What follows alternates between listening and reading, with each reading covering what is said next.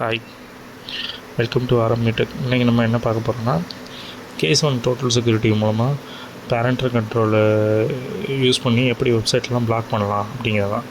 இது மெயினாக யூஸ் பண்ணுறது நமக்கு வந்து வெப்சைட் இந்த சோஷியல் மீடியா இதெல்லாம் வந்து இப்போது ரொம்ப நிறைய இஷ்யூஸ் இருக்குது. நம்ம வீட்டில் தனியாக எப்படி பார்க்குறாங்க பசங்க அப்படிங்கிறது தெரியாமல் இருக்குது.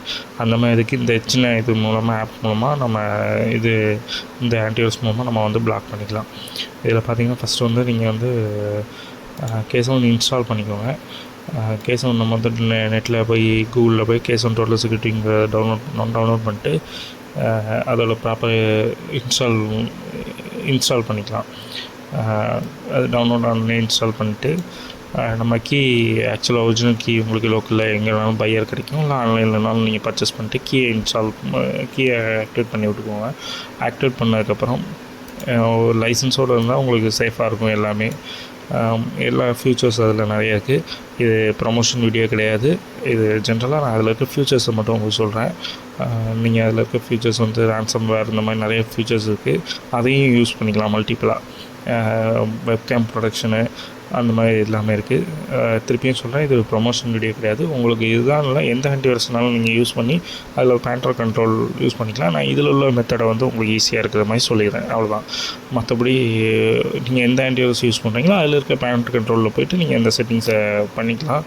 நான் இதில் இருக்கிறத மட்டும் உங்களுக்கு எக்ஸ்பிளைன் பண்ணுறேன். என்னோடய இதில் மெயினாக வந்து நீங்கள் ஃபஸ்ட்டு அட்மினிஸ்ட்ரேட்டர் அக்கௌண்ட்டு விண்டோஸில் வந்து ஒரு அட்மினிஸ்ட்ரேட்டர் அக்கௌண்ட் வச்சுக்கோங்க, இன்னொரு கெஸ்ட் அக்கௌண்ட் வச்சுக்கோங்க.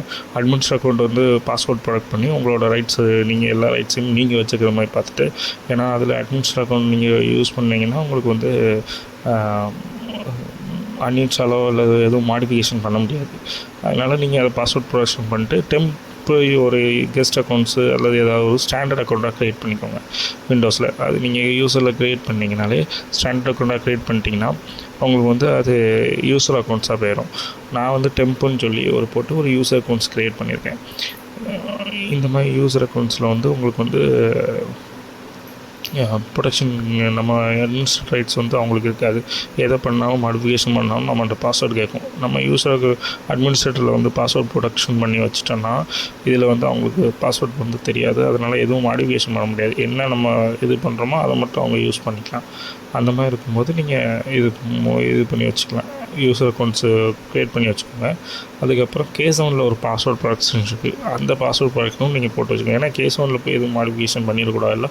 அதனால் நம்ம அந்த ப்ரொடக்ஷன் இந்த 2 செட்டிங்ஸ் மெயின் செட்டிங்ஸு இதை மட்டும் நீங்கள் க்ரியேட் பண்ணிட்டீங்கன்னா நீங்கள் என்ன வெப்சைட்டை பிளாக் பண்ணணுன்னு நினைக்கிறீங்களோ அதெல்லாம் பிளாக் பண்ணிக்கலாம். நான் இதில் டீட்டெயிலாக உங்களுக்கு காமிச்சிருக்கேன் வீடியோவில், நீங்கள் அதை பார்த்துக்கோங்க.